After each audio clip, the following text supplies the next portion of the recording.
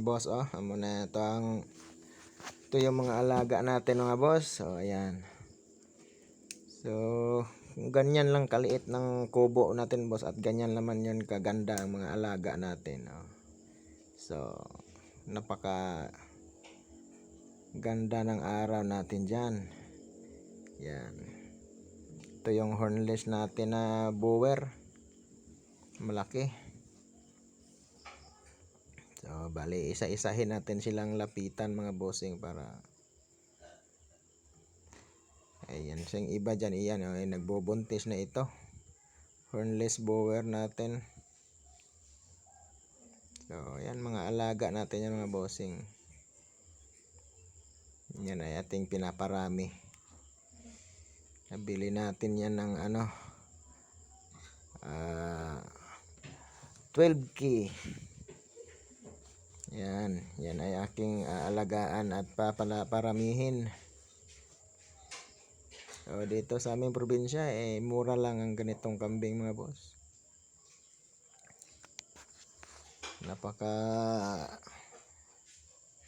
haba ng tinga at malaking paa, katawan malaki.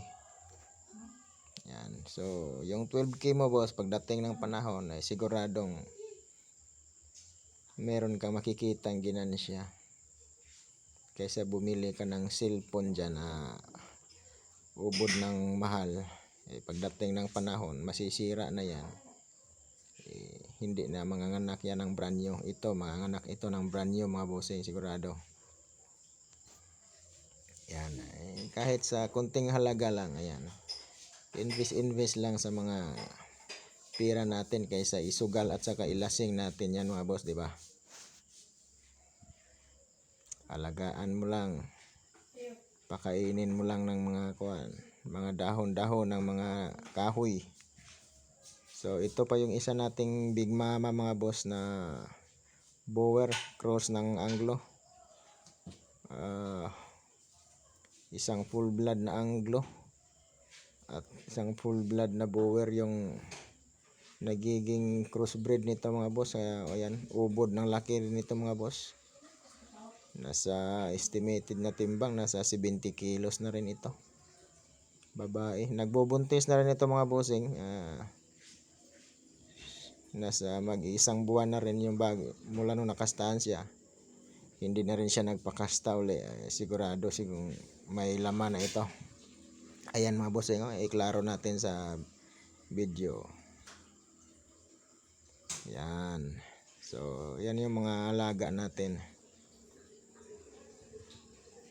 Kasi ito nabili natin ito boss 15K sa farm ni Boss Ronilo sa Himalalod. Yan. Kumbaga budget meal lang yan kay Boss Ronilo. Tayo ang naghanap kasi tayo ng magandang breed. So ito ay nabili lang natin ito ng mura. Sa halagang 5,000, ayan, buntis na rin. Bali lahat naiwan dito, karamihan buntis. So, lagi naman tayo namimili ng mga kambing mga bossing na magaganda. Dali tayo makahanap dyan. Yung iba ay napa-shipping natin sa iba't ibang lugar mga boss. Ito reserve ito ng Iloilo. Isang bower breed. Dumalaga yan, reserve na po yan sa Iloilo. Hinahantay lang natin na magpakasta at pakasta natin sa ating pure breed na bower.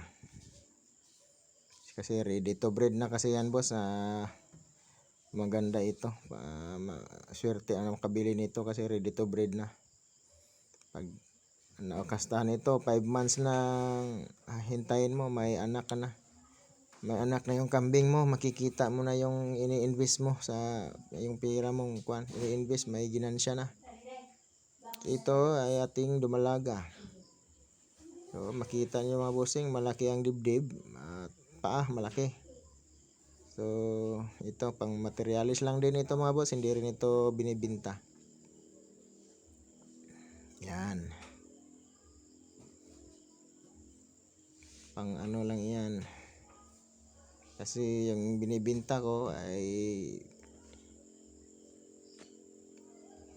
iba sa hindi ko dyan nilagay. Yan yung mga pang ano ko lang yan dyan.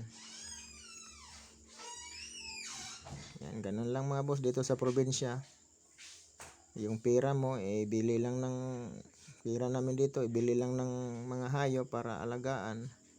Pagdating ng panahon, magbibigay din sa'yo ng ano yan, tubo, kumbaga tubo sa pera mo. Yan, investment na pa rin yan kung tawagin. Ito ay ano, reserve nito sa Iloilo mga bossing.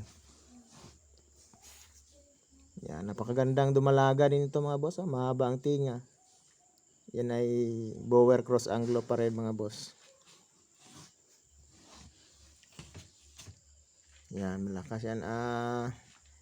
Dito sa ngayon halos patay kasi ang mga damo, kaya dahon-dahon ng mga puno ang pinapakain.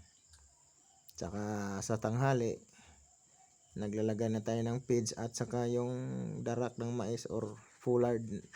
So foulard lang yan lang yung ano alalay natin sa kanila sa pagkain mga bossing. Pero makita nyo naman sa katawan mga boss. So ito yung kastador natin mga boss na ready to pull out na ito mga bossing.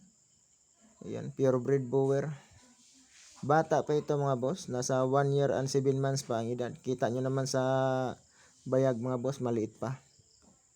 Napaka-agresibo pa nito. Marami pa itong mahabang serbisyo pa sa ito kapag nasa inyong kamay ito ay mapunta.